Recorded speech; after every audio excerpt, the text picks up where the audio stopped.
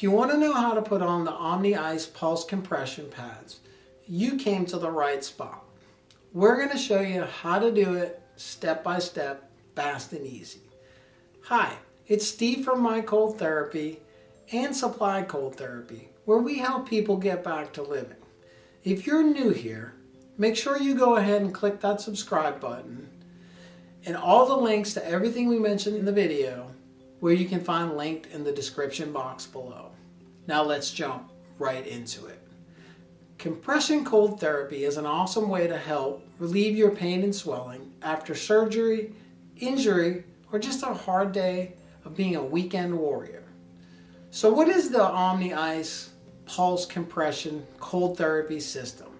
Well, this is an advanced device which integrates targeted cold therapy with pulse compression to optimize recovery and reduce inflammation. It's particularly beneficial after post-operative care, training room situations, and just for home use. It's setting the standard of care across the industry. Now, Michelle, please take us through the application process for the pads of the Omni Ice Pulse Compression System. The first thing we need to do is make sure that the pad you ordered is correct.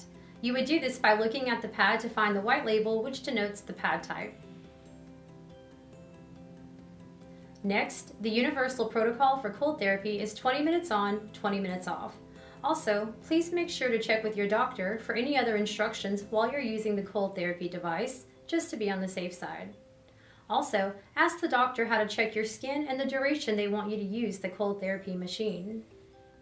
Now we're going to show you how to apply the Omni Ice Pulse Compression Universal Pad. Now today we're going to apply this to the knee, but you can actually use this for the shoulder as well, or any other body part that you may need it for. Once you remove it, you're going to notice that it comes with 2 adjustable Velcro straps. So you're going to want to go ahead and attach your straps.